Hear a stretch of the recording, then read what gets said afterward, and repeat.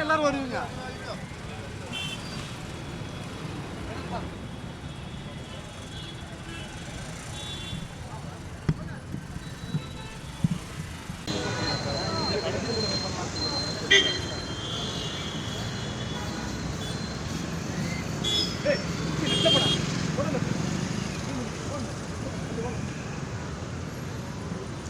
பேச மாத்திடுறான் ட்ரை பண்ண மச்சி ஏனா அடிக்கிற லைவ்ல போயிட்டு இருக்கேன் வா போடா பேர் ஹலோ பாப்பா செல்போன் ஆன் பண்ணு பா செல்போன் உள்ள யாரு இருக்க குறுக்க போறீங்க குறுக்க யாரு போறீங்க பாப்பா உள்ள வந்து வா பாரு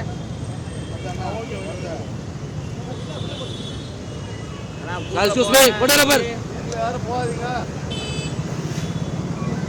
சார் குறுக்க போகாதீங்க bro ஏய் குறுக்க போறீங்களா லோ bro போட்டோ வரணும்னா கேமரா உள்ள வரணும்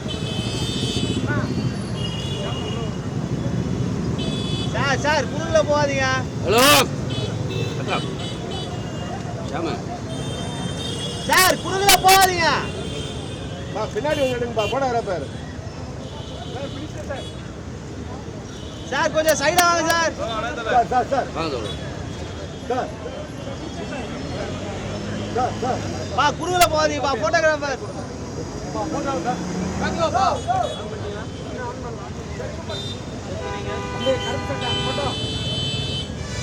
பின்னாடி வாயா ரூம் இருக்கு சார் கொஞ்சம் பரவாயில்ல சார் கொஞ்சம் ஸ்பீடா நிக்கிறா சார் ஓகேவா சார் நல்லா செக் பண்ணிங்க பிரதர். சார் சொல்றேன் செக் பண்ணி டக்குனே சார் போடுங்க சார் எங்க ஏரியா எம்எல்ஏ எங்க ஏரியா மீன்ஸ் இது மறந்து வச்சீங்களா மாறா செக் பண்ணி நீங்க சொல்லலாம்.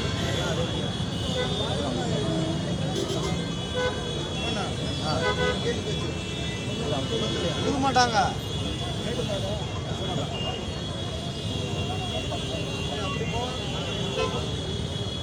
பா குறுக்கல வராதீங்க பா குறுக்க போகாதீங்க ப்ளீஸ்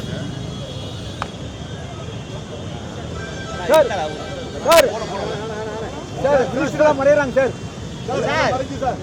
சார் ஹலோ சார் கொஞ்சம் பரவாயில்ல இல்லைங்க சார் அமைச்சர்லாம் மறையறாங்க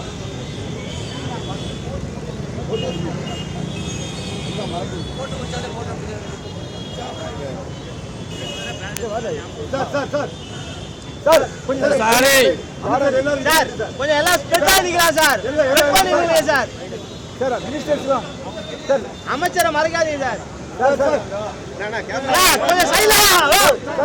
கொஞ்சம் பாரு பின்னாடி கேமரா பாருங்க லைவ்ல போயிடுது சார் சபாநாயகர் ஸ்பீக்கர் மறைடா sir sir speaker sir okay done பூ போடுங்க சார் அப்படியே பூ போடுங்க சபாநாயகர் சார் அண்ணா ஓகேவா ஒரே நிமிஷம் சார்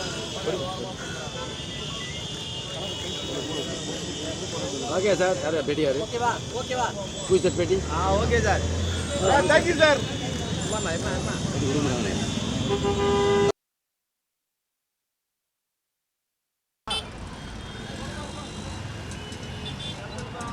சார் அப்படியே பூ போடுங்க சார் பூ போடுங்க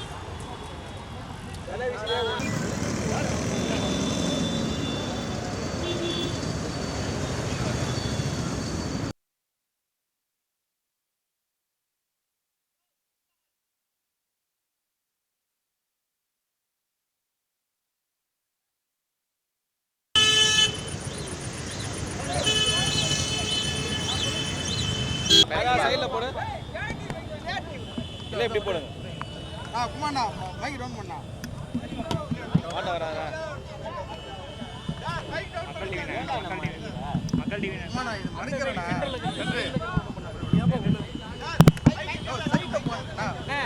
சென்டர்ல இருக்க மைக் ரொம்ப தூக்காதீங்க. ரொம்ப தூக்காதீங்க. அதான் ராஜ் இப்படி போடு.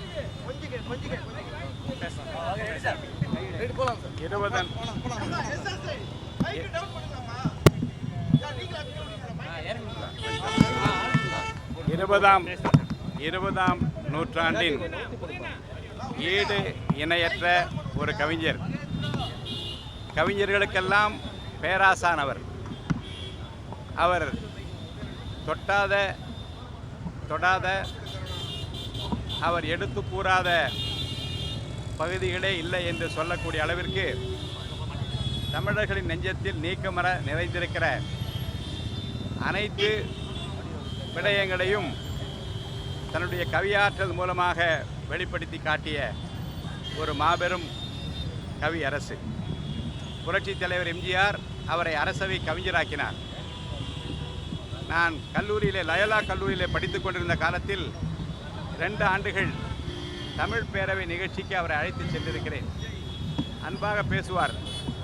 அவர் ஓய்வெடுத்து கொண்டிருக்க நேரத்திலும் அவர் அறைக்குள்ளே நான் சென்று இப்போது நேரமாகிவிட்டது செல்லலாம் என்றால் சிரித்து கொண்டே அன்போடு கிளம்பி விடுவார்.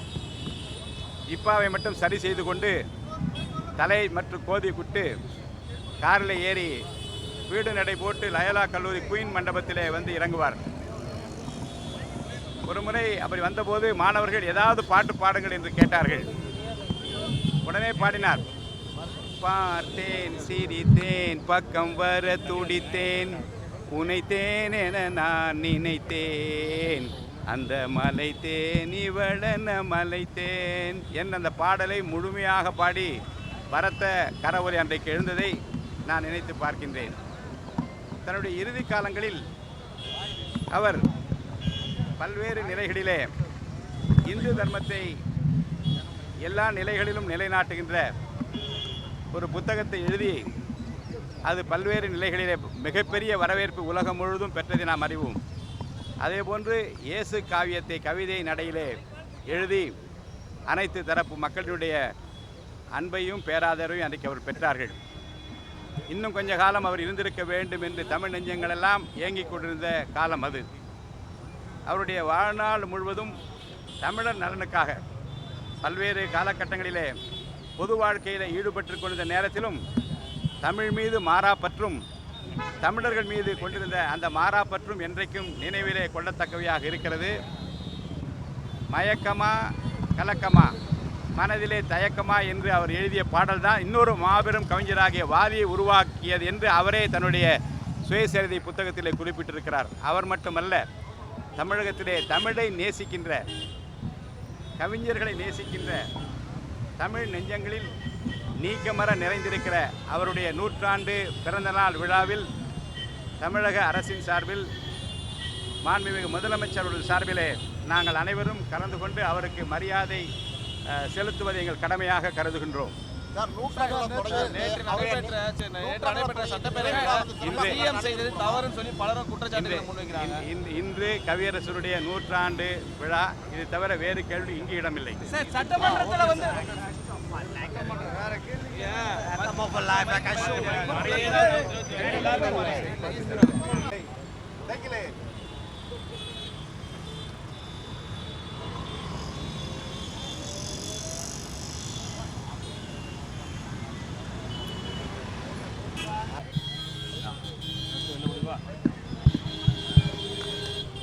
அனைவருக்கும் வணக்கம்.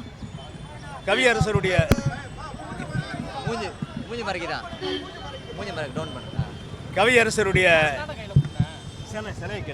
கவியரசருடைய 100வது ஆண்டு பிறந்த தினம் துவக்க விழா இது.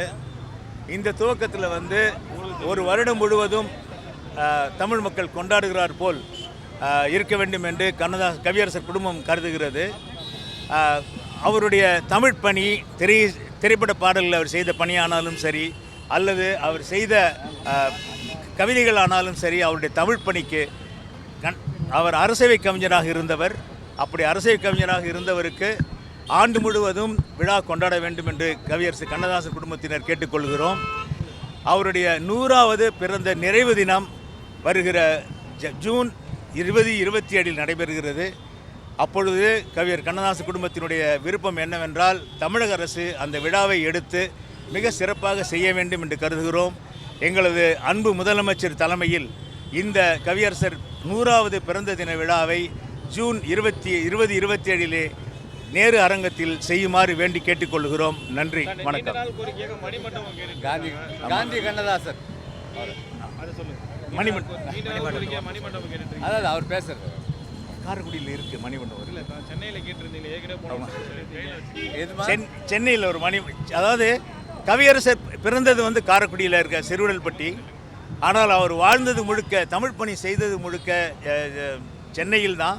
அதனால் சென்னையில் அவருக்கு ஒரு நினைவு மணிமண்டபம் அமையுமானால் கவியரசர் குடும்பத்திற்கும் அவரது ரசிகர்களுக்கும் மிக பெருமையாக இருக்கும் என்று கருதுகிறோம். நன்றி, நன்றி. காந்தி கண்ணதாசன். பிரபாகர் செய்தியாளர்களை சந்தித்து வருகின்றார். நீங்க தள்ளி நில்லுங்க, அப்பதான் வரும் எல்லாமே. நல்லா பிரிங்க பண்ணுங்க.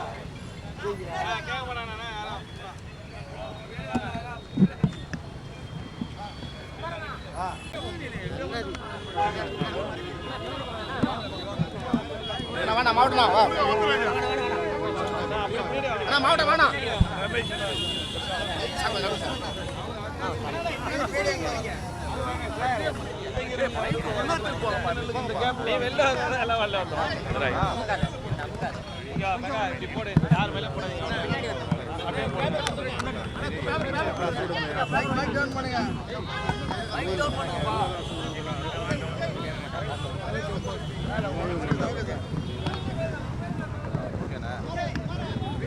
கவிஞர்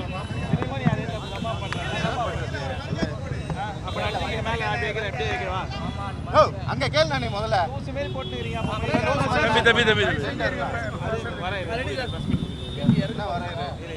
அங்க போய் கேளு முதல்ல. கவிஞர் என்றால், கண்ணதாசன் என்றால் நேற்று, இன்று, நாளை என்று அவர்களுடைய பாடல்கள் தமிழகத்தினுடைய பட்டி தொட்டி எல்லாம் ஒலித்து கொண்டிருக்கிறது. அதுதான் அவர்களுடைய சிறப்பு, பெருமை. தன்னுடைய பாடல்களால் அனைத்து தரப்பு மக்களுடைய எண்ணங்களை பிரதிபலித்த பெருமை அவர்களுக்கு உண்டு. இன்றைக்கு அவருடைய பிறந்த நன்னாளிலே தமிழ் மாநில காங்கிரஸ் கட்சியின் சார்பிலே அவர்களுடைய திருவுருவச் சிலைக்கு மாலை அணிவிப்பதை மிகப்பெரிய மரியாதையாக கருதுகிறோம். மேலும் தமிழ் மாநில காங்கிரஸ் கட்சி கவிஞர் கண்ணதாசனுடைய பிறந்த தின நிகழ்ச்சிகளை அரசு நிகழ்ச்சிகளாக நடத்த வேண்டும் என்று கோரிக்கை வைக்கிறது. மேலும் மிக முக்கியமாக அவருடைய நூற்றாண்டிலே அவருடைய புத்தகங்களை அரசுடைமை ஆக்க வேண்டும் என்று கேட்டுக்கொள்ள விரும்புகிறோம். நேற்றைய தினம் தலைமை சட்டப்பேரவையில் நடந்த கவிஞர் கண்ணதாசன் அவர்களுக்கு சென்னையிலே நினைவு மண்டபம் என்பது பலரது விருப்பம் என்பதை அரசுக்கு நான் தெரியப்படுத்த விரும்புகிறேன். தமிழ் மாநில காங்கிரஸ் கட்சியும் அந்த விருப்பத்தை தெரிவிக்கிறது. நேற்றைய தினம் சட்டப்பேரவையில் நடைபெற்ற நீங்கள் பொதுவாக சட்டமன்றத்தை பொறுத்தவரையில் சட்டமன்றங்கள் எப்பொழுதுமே மக்களுடைய எண்ணத்திற்கு ஏற்றவாறு நடைபெற வேண்டும், ஆக்கப்பூர்வமான முறையிலே நடைபெற வேண்டும் என்பதுதான் எல்லோருடைய விருப்பமும் என்பதை தமிழ் மாநில காங்கிரஸ் கட்சி நினைக்கிறது. அதைத்தான் வலியுறுத்துகிறோம். ஆரோக்கியமான சட்டமன்றமே ஆரோக்கியமான தமிழகத்தினுடைய வளர்ச்சிக்கு அடித்தளம். சார்